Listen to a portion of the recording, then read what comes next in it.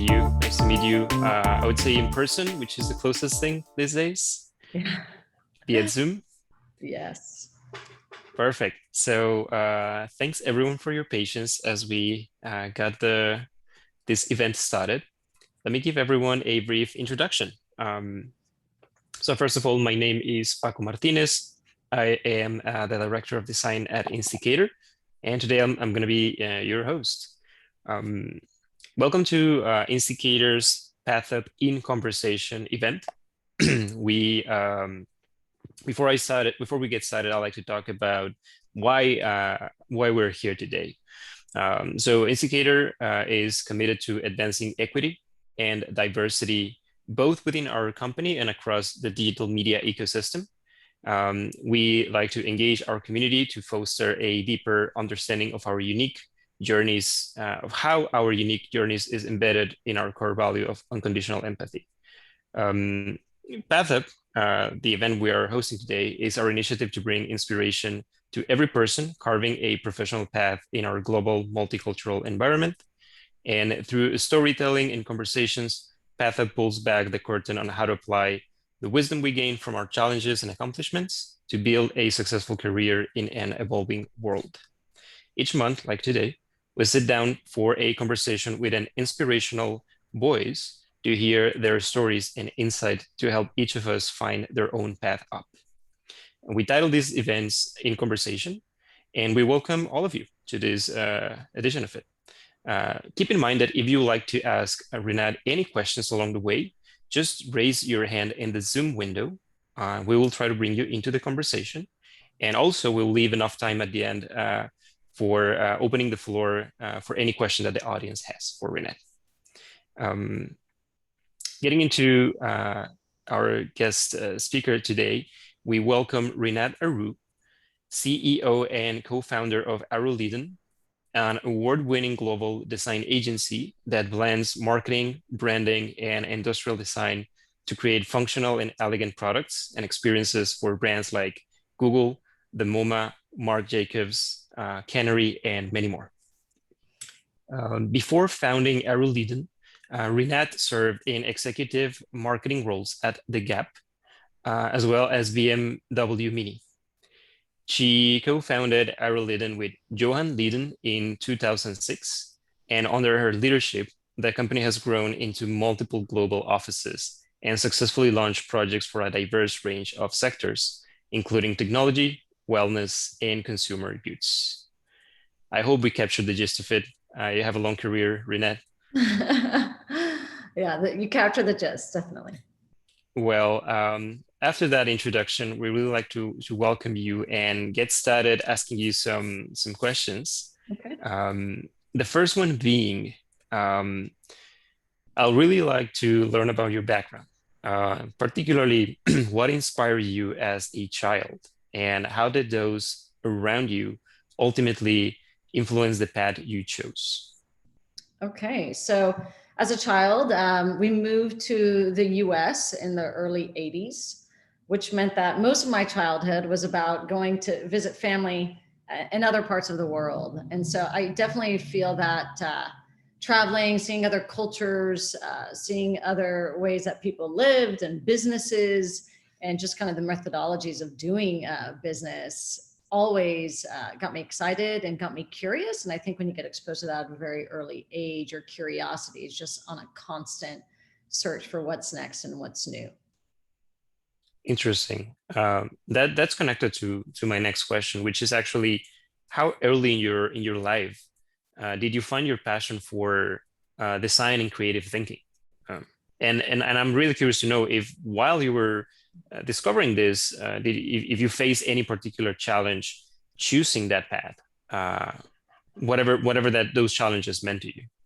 Yeah, no, I think that's an interesting question, especially as it pertains to the path. So I think I was always interested in how things were made and kind of that maker culture, the craft, the materials, and the role of design in the world in general. I always aspired, to just, if I were to purchase something, just to purchase something that was really well made and was considered and lasting. And I think that's very true to how we operate today, just really thinking about, the place an object has in the world. And so I would say there wasn't kind of in my early youth, I think I just always had a passion for it. Probably the turning point for me was kind of young adulthood.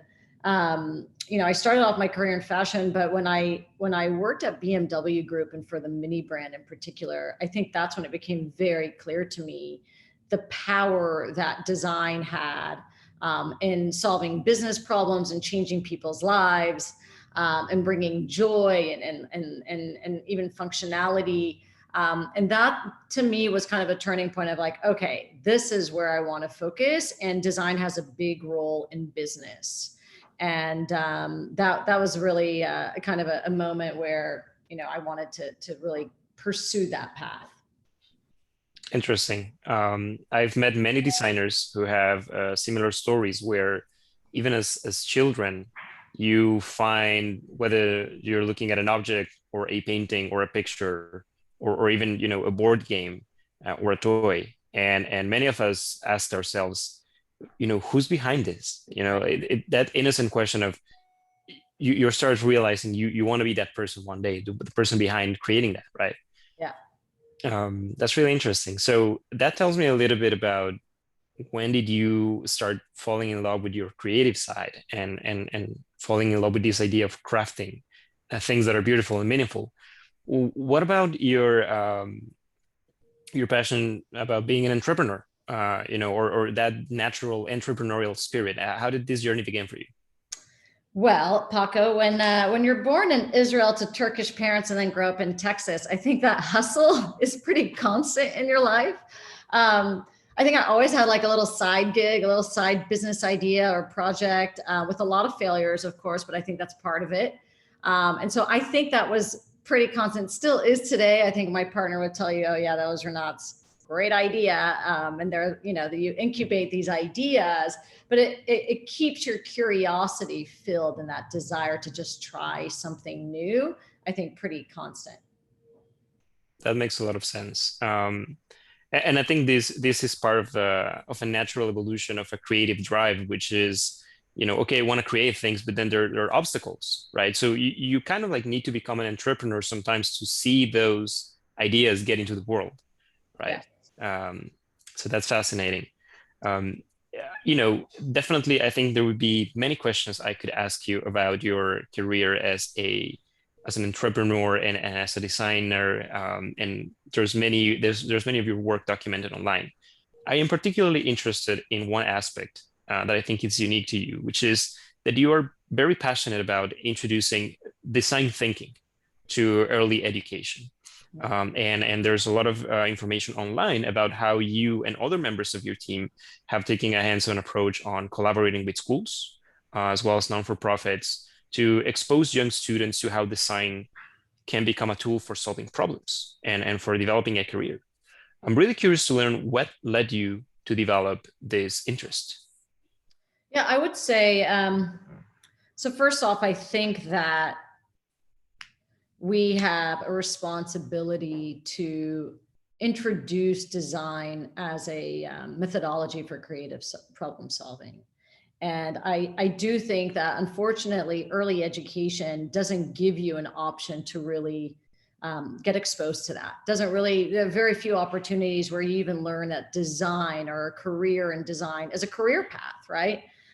Some people think that, oh, you can go to art school, but they really don't see it as a business path. And so we wanted to bring design and expose schools and communities and even underrepresented communities to that, the role of design in people's lives. Design is all around us, right? These objects that we use every single day, someone, put thought and attention to every single detail, and design played a critical role in bringing those things to life. And so we feel it's really important to continue to expose and educate and inform greater populations, within our own backyard on the role of design today. And even most recently, we joined a collective called DID to bring even more diversity into the field of design. And so it's something that we're very passionate about. We've seen the value in the children, when I say children, we're talking about middle school, high schoolers in particular, and even some younger adults. just how much they benefit putting kind of real world application into making something or thinking about a problem and creating something and bringing that to market. And so giving them exposure to that process, I think, is an extremely valuable tool, whether you choose to be in a design path or not. Definitely. And I actually wanna take a couple of seconds here, just if anyone in our audience is not very familiar with what the term design thinking encompasses. To keep it simple, and you can keep me honest here, Rinat, design thinking is just approaching problems under a methodology that design teaches you, right? Which is being able to create an understanding of a problem, right, around you, around your environment, then develop multiple solutions, being creative about how you can solve that problem, and then implementing that and learning, throughout your way.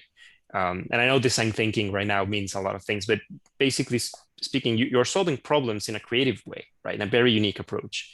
And when I look at this type of projects, I'm fascinated because teaching this way of thinking to young people, right, and really helping them understand that they have the capacity to identify those problems, find solutions, but more importantly, bring those solutions to life.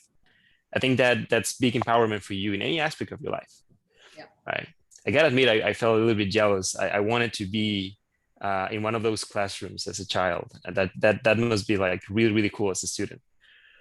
Absolutely. I think we heard from them very often, like, whoa, this was the first time I got to apply my math skills into actually making something that will go to market, right? So I think we always look to find opportunities where we can bring our clients in. I mean, at one point, we had our client Staples, and we designed back to school supplies with students, right? They're the core user of these products. Why shouldn't they have a voice in designing these objects? So it's an exciting opportunity. And I think in general, we hope to do more of it and always welcome people to join us on this mission.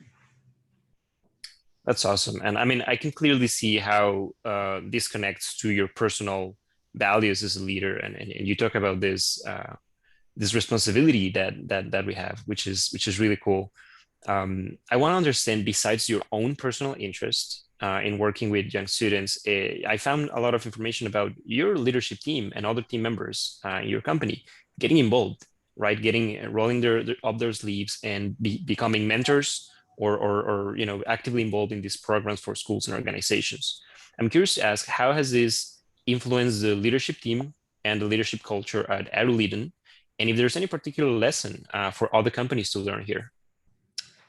Wow. I think there's a lot to learn, and I think we're continuously learning, but I think we are united by this notion that purpose and profit can coexist and need to coexist. You can still be doing things that are commercial, but at the same time, very sensitive to what is the responsibility that you have in this world and in this place, and specifically how can you contribute? So I think that's a shared value that we all have as a leadership team. And I think even just across the organization.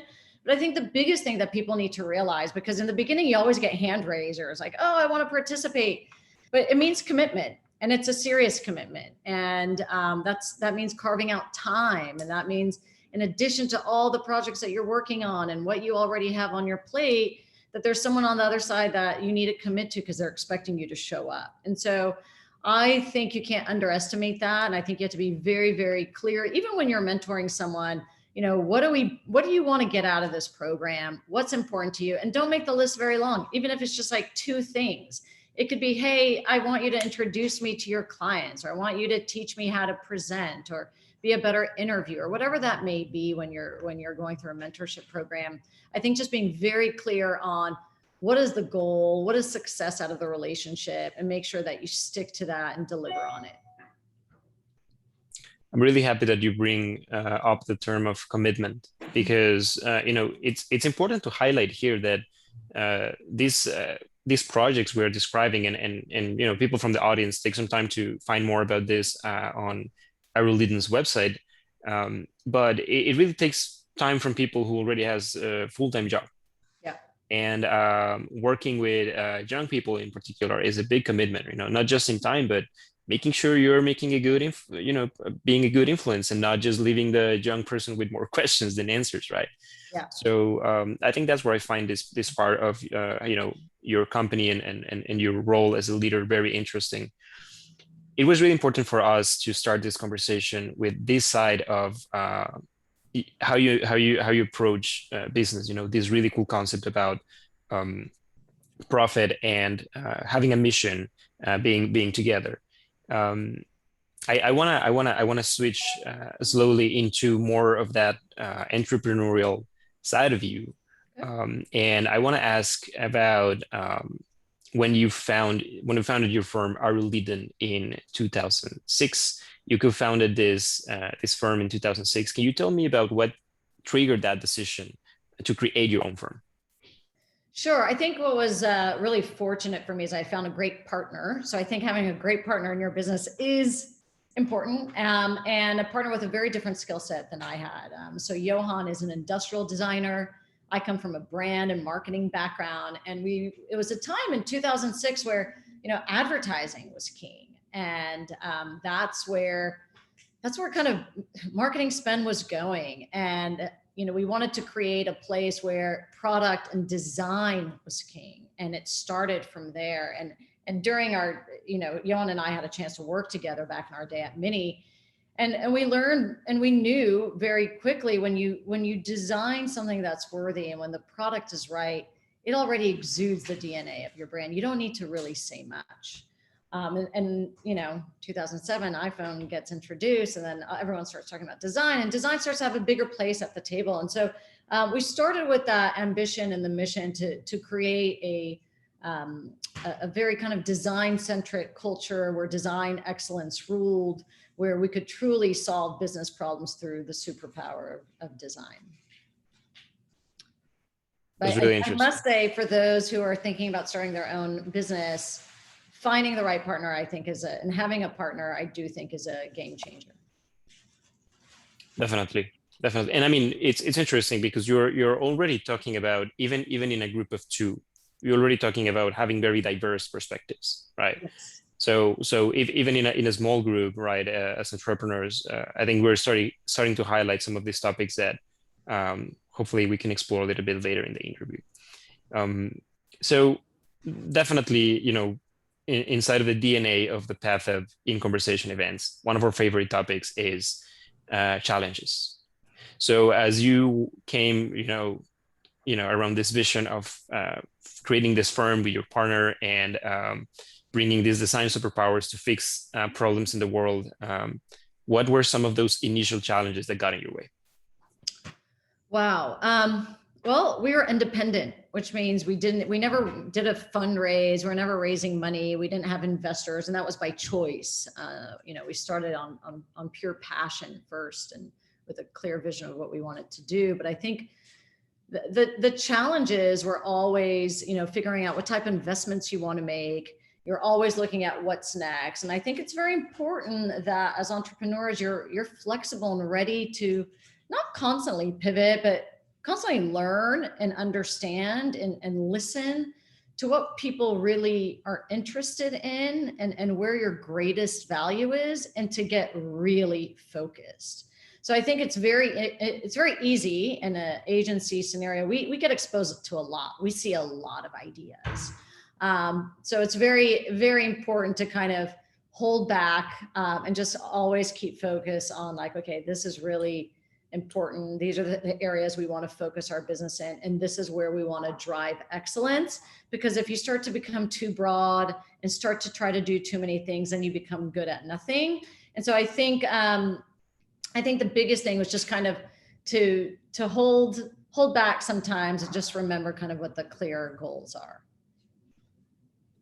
So when you talk about finding that focus and finding meaningful problems to solve when you are starting a firm or a business, was there any particular way in which your creative background played a competitive advantage for you? Well, I would definitely think both of our sensibility and design had a huge advantage. But I also think our just kind of understanding and values of what our foundation should be, and our kind of common language was really important. So, you align with clients who have that same vision, who have that same desire. And I think when you're really clear on that, and sure, creatively you're aligned, I think it makes things much easier and it kind of clears the path, right? Because if you have to kind of convince people of doing what's right, I think the alignment will never be there. Totally. Yeah. Um, so, it's great to hear that these were some of your initial challenges. Fast forward into the future, and you have a firm where this concept of, I think you mentioned design excellence ruling everything you do, really shows, right? And you have been able to bring into the world design center products and experiences, for best in class brands and products. Besides the output of the actual work that you bring into this world, what differentiates Aruliden from other design agencies? Wow, I kind of feel like I should ask you that. So what differentiates us? I think there are a lot of things. I would start with our people. I mean, we're a talent, people first organization. I think our people are very, very passionate about what they do. They care deeply about the work that they do and the problems they're being asked to solve and the people that we're working with. I think at the same time, we are a true maker culture. Like we create, we build brands, products, and experiences, and we bring it to market. And you walk into our office, even during the pandemic, you've got 3D printers going, like we are making. And I think that process is very, very important to us. And I think you'd find a group of people that are very, very passionate about what they do, even beyond, the scope of work, even when it's out in the market, curious to know, like, how did this perform? How did it succeed? How can we be better? And I think that's a really important differentiator. That's fascinating. I definitely think one can get that vibe from watching some of the marketing materials you have and even some videos about your team and the projects. I think that creative component of people really coming together and rolling up their sleeves is visible. It's funny you ask me the question. When I was preparing for our call, I spent a lot of time learning about your firm and your team, and I think one of the things where I think Aruliden differentiates is this interesting notion of not only bringing design objects or experiences into life, but kind of like bringing this concept of creativity to everyone, through these mentorship programs, learning, helping young people how to be creative, but also somehow the products and experiences you create invite for people to also develop their own creativity around it, right? It's like very stimulating types of products and experiences. And I find that really cool as a designer, which is like the driving inside of your team of like, it's not enough for us to be very creative and think about design. Let's invite our audiences to do so. Or at least that was like a strong feeling I got when I was looking at your portfolio. Yeah, no, definitely. I think we definitely try to co-create as much as possible or where we can, but always thinking about the end user, throughout the process, how they can contribute to it or how they will interact with it. I think that's pretty core to us. Definitely. Yeah. And precisely kind of like talking about this notion of what other things do your work bring into the world. I was very interested on a quote from your co-founder Johan Liden, where he said that Aruliden, the firm, helps their clients discover their truths and what they value, and unlock their superpowers and uniqueness, and help them articulate it into the world. And the reason why this was very interesting to me is because I think the thUp project is a lot about helping everyone find that inspiration and reconnect with their own superpowers, whatever that means to them on their path and their career. So, what is behind this interesting promise, and how do you approach this in the work you do as a company? Well, I think we always challenge what we're being asked to do. I think it's more of a conversation. I think gone are the days of like, here's a brief, help us deliver. And I think it's more about really asking the right questions up front to that point of like discovering the truths, asking the why, like, do we really need this, or what is the core purpose, and really kind of distilling and getting deep as to what is the core promise or idea of whether it's the brand we're creating or the product that we're going to put out. And I think that's a constant. And I think that's because, we have that responsibility. We have to be responsible for the work that we do. So I think we got to get really smart, fast, and also force our partners to, at the very early stages. Definitely. So my first question was about how this informs the work you do. But I'm also curious to learn if this informs the way you develop your relationship as a leader and as a member of your team with other team members. This notion of finding your superpowers, uniqueness, helping them articulate it. How does this connect to your role as a leader in your organization? Well, I think it's always important to really listen to your team and understand where they feel like they shine.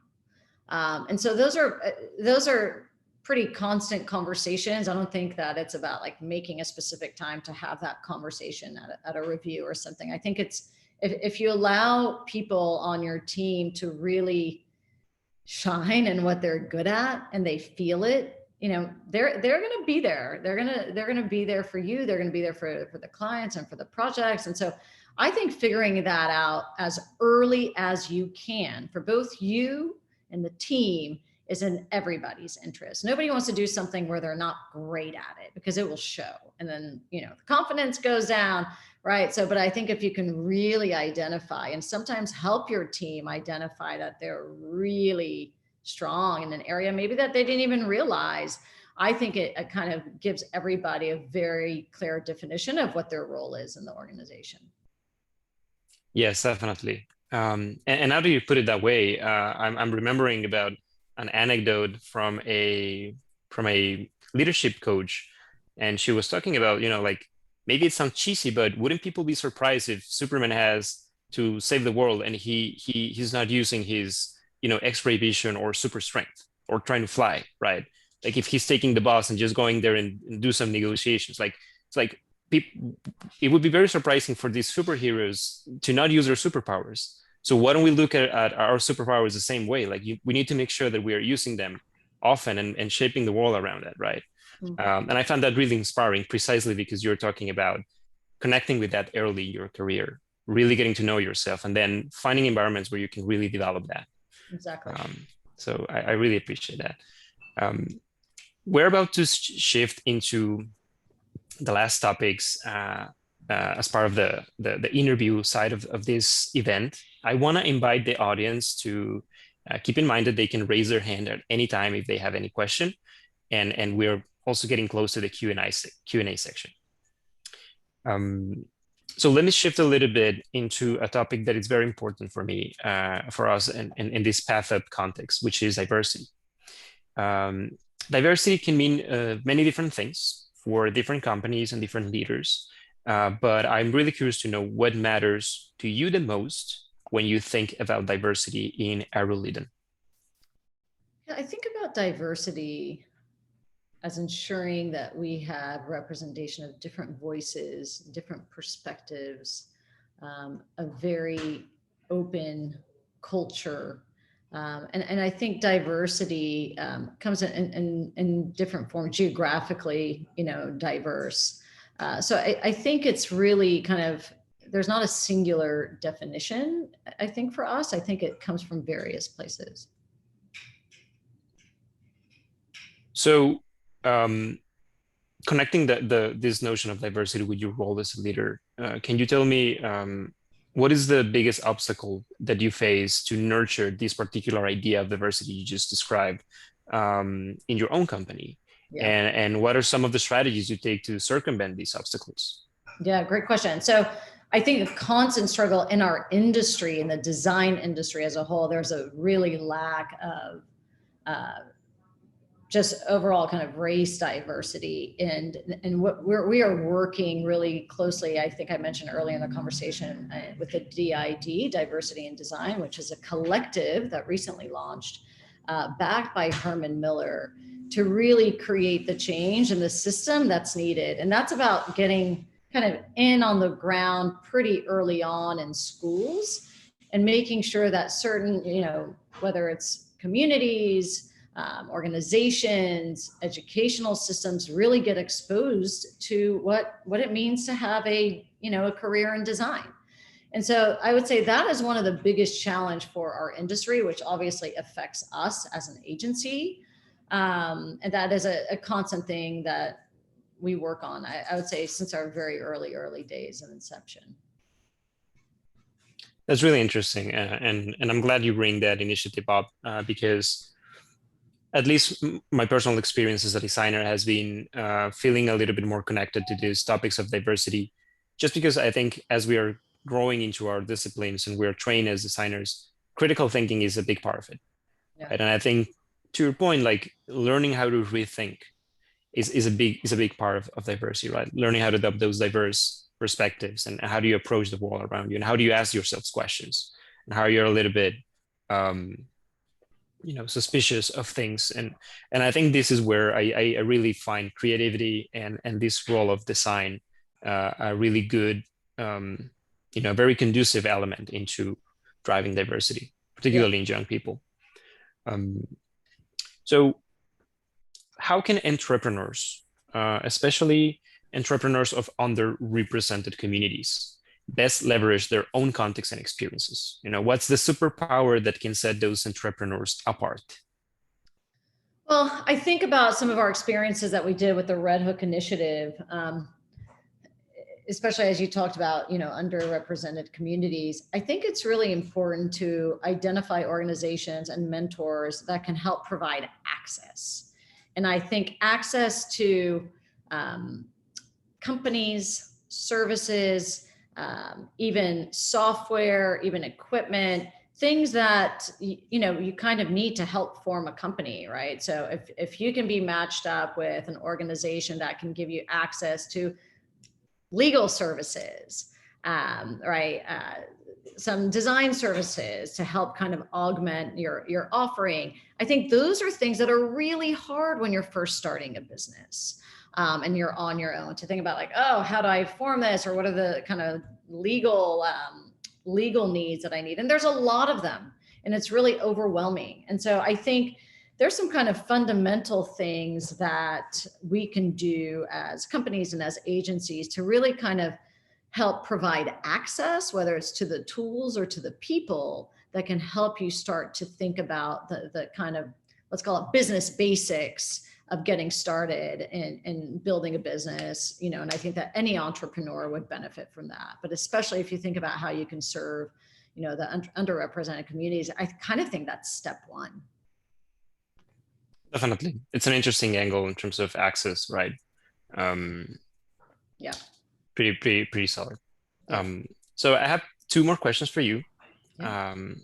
One being, what is the biggest mistake that you have made on your path up? And what would you want others to learn from your particular experience?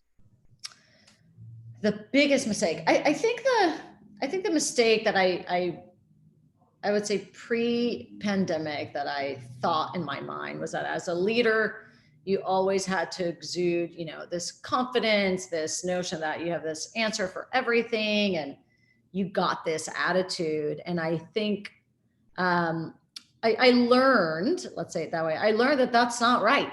And I think I learned how to be more vulnerable. And I also learned, especially last year, to say, I don't have the answer for this. And we're going to have to figure this out together. And it's okay. And I think there's like this false perception of what leadership should look like. And I feel like the other side of the story should be told a little bit more around the notion of like admitting that you may not know and admitting that you may need support and admitting that, we don't have a vision for the next 12 months as one may want you to because things are in flux mode. So I think that this notion of like perfection doesn't need to exist in the workplace in terms of kind of how you lead specifically, I think is a learning on its own. So I'm curious to learn, what triggered that aha moment for you? Well, I think it triggered it for a lot of people when you find yourself as an independent agency leading a company during a time of pandemic, and there's like no rule book for that, right? And no one really trained you of like what it means to go into lockdown. So I think the circumstance was the learning. And I'm kind of, from that perspective, from a learning and leadership perspective, I look back and I'm grateful for the amount I learned. And I think I still carry that. And I think it's an important skill for any leader to learn to just kind of be vulnerable and show your colors. And I think, I think, business and the world at large has become much more complex. And I think just being very open and ready for whatever every day may bring, and being also okay with knowing that you may not have the immediate answer, but you're going to get there. Cool. This is going to become part of my compendium of counterintuitive wisdom. In order for you to become stronger, you need to become more vulnerable. A little bit, yeah. This is great. So before we wrap up this interview portion of the event, what are you most looking forward to in 2021, both professionally and personally? I'm looking forward to reconnecting with professionally with our teams. I love the days in the office when people are all together. I think there's an amazing buzz, and there's something very magical about people being in the same physical room and just sharing stories in real time. So that I'm very much looking forward to and excited for. I think the team dynamic is pretty magical. Personally, I'm excited by the present. I don't think I look too far ahead from a personal perspective. That's great. Is there anything else you'd like to share before we open the floor to questions? Well, I think I shared a lot. I'm curious at what questions may come. Yeah. So if you're right now in the audience and you have a very specific question, this is your time to raise your hand and let us know.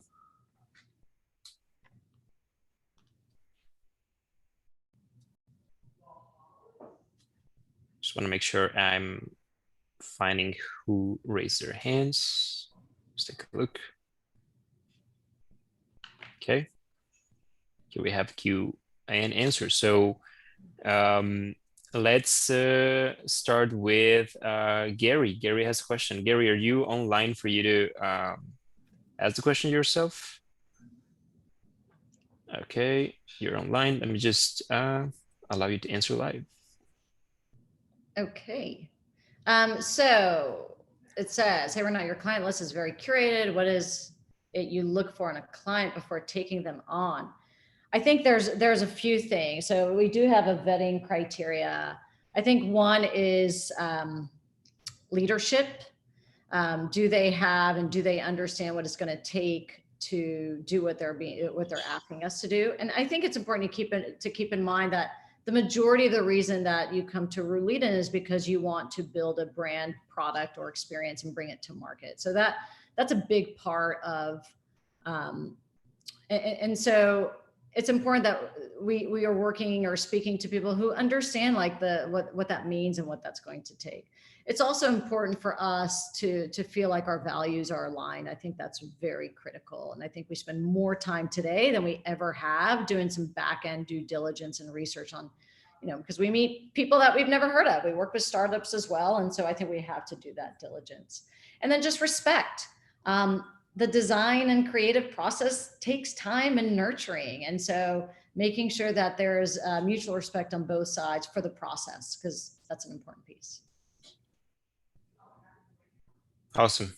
Thank you. Let's take a look at another question here. This is from an anonymous attendee. It says, these projects are amazing. I'm assuming referring to Aruliden's projects. How do you handle work-life balance? I actually don't separate my work and life. I feel like it's all meshed by choice. I do feel like when you like and enjoy what you do, it is something that you constantly think about. But I do have 2 kids and a husband, and I bring my kids into our process. I talk to them about work constantly. They're really great in giving their point of view, whether you want it or not.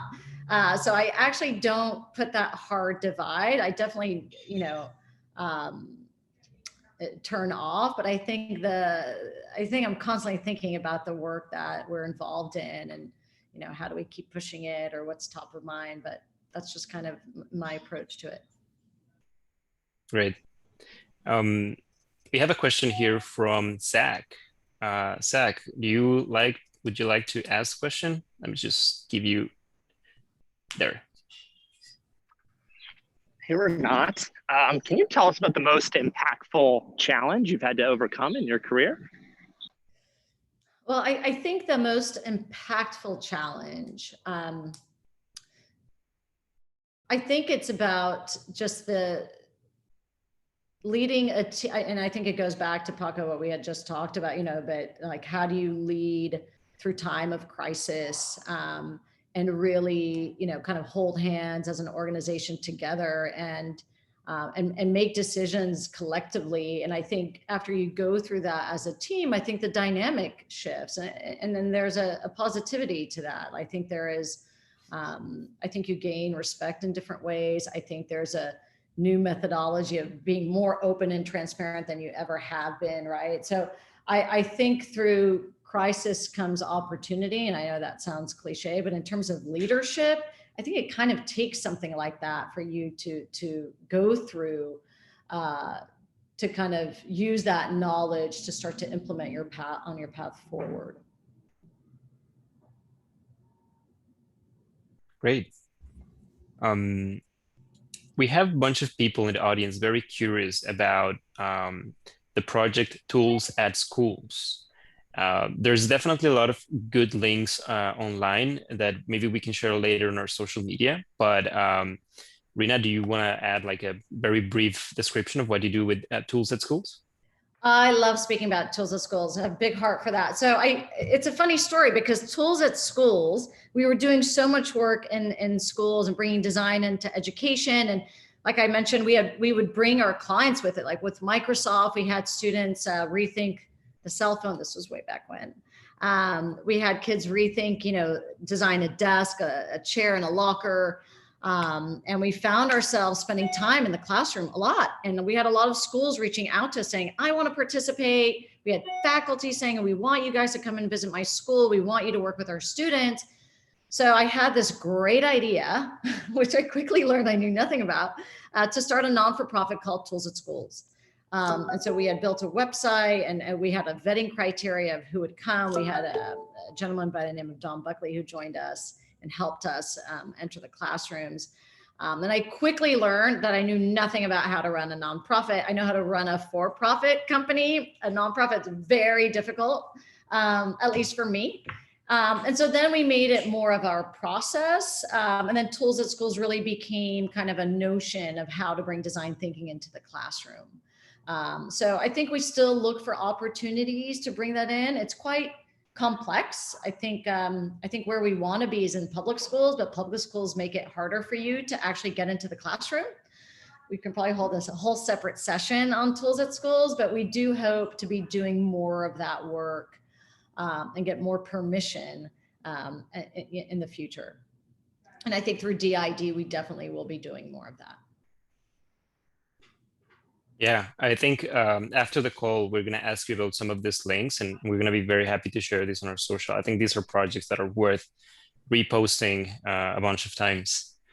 So we have another question here from an anonymous attendee. Let me just answer live. So what are the favorite parts of your work versus what's the least favorite parts of your work? I would say, I mean, everybody probably has a different, would say something different in our office, but for me personally, the favorite part of the work is typically, I would say for me, discovery. I like to learn, and I feel like you're learning about the business and the challenge and the kind of early strategic phase. So that's, I mean, I think the strategy phase is critical. And so just learning that and being part of setting the foundation and the path ahead with our clients is very rewarding for me, because I think you get an insight or an aha, and you've got this big idea, and then everybody comes together and we start to design against it. And I think that's a very enlightening moment. Equally as excited is when we see it launch.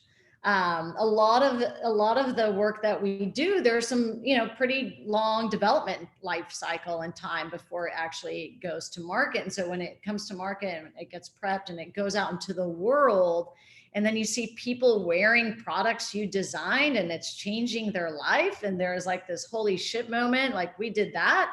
I think that's equally as rewarding, to see your work out in the world and used by people that are kind of diehard fans.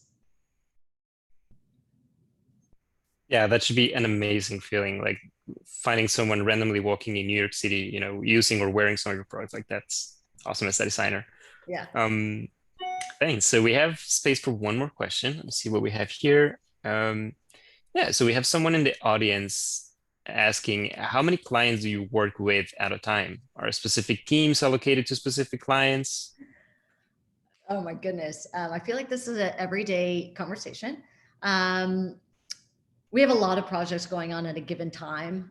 To be very transparent, I don't know the exact number, but we have a lot of different projects. We also have different types of projects. So we have we're about 65 people in total across the 3 offices for now. And we have an industrial design team that really works on kind of tech innovation. But we also have an industrial design team that works more in the lifestyle beauty space. We have brand designers, and their work is, they work closely with industrial designers, but it's different. And so kind of those teams tend to differ in shape and size. So there isn't a one size fits all answer to that. I think it really depends on what we're actually working on. Some projects have shorter time frames, 3 months, some of them are 18 months, some of them are 2 years, right? So I think depends is the right answer for that. But we have a lot of different categories that we're working on in particular in a given time. And I think that's really important for us. And that is something that I actually learned as a business leader, to make sure you have a really good, diverse range of projects that you're working on, because you never know where opportunities or growth in the market are going to take place, right? And so you want to make sure that you've got a pulse and you've got, a hand in a few different industries. And start to kind of build some expertise there, because first of all, it gives you visibility to what's going on in a broader range. So what's happening in tech may be applicable to what's happening in beauty, right? Or vice versa. What happens in fashion, maybe, in the tech world, you start to bring in some of those learnings. So I think just also ensuring, and that's something that we've worked on quite a bit, to make sure that we have a diverse range of projects coming in. And that's something that's continuous of, ensuring that we're across a few different industries. Yeah, that's really good. And something to take note on, like this aspect of, amplifying that portfolio and also allowing for future discovery of like maybe different types of clients and projects that you fall in love with, right? Exactly. And then you also learn from your team that they didn't even know anything about, that product category, and all of a sudden they're super passionate about it, right? So I think for us, it's about, constantly learning as much as you can. I think in a creative agency, that's what keeps people creative, is to have exposure to different things. Yeah, and I love this notion of trying to find diversity even in the type of work that you approach, and see how that leads you into new pathways. Yep. Well, I want to thank everyone in the audience who took the time to submit a question. We're wrapping up questions now. And I really want to take some time to thank you, Rinat, for joining us today. I'm really happy that the thUp project exists and that we had a chance to talk to you and learn about your career, but also about these really interesting values that you bring into your work, which I think many leaders and many people, searching their path up and growing professionally have a lot to learn from. So thank you again. Thank you. Really enjoy the conversation. I want to invite everyone to please visit insticatorpathup.com and make sure you revisit our previous In Conversation chats. There's a bunch of them that are there recorded for you to watch. And I want to remind everyone also that we're going to be posting a replay of this conversation by the end of the week. So please tell your friends and colleagues who couldn't join us today, check it out. And thanks everyone again. Thank you. Bye-bye. Have a great day.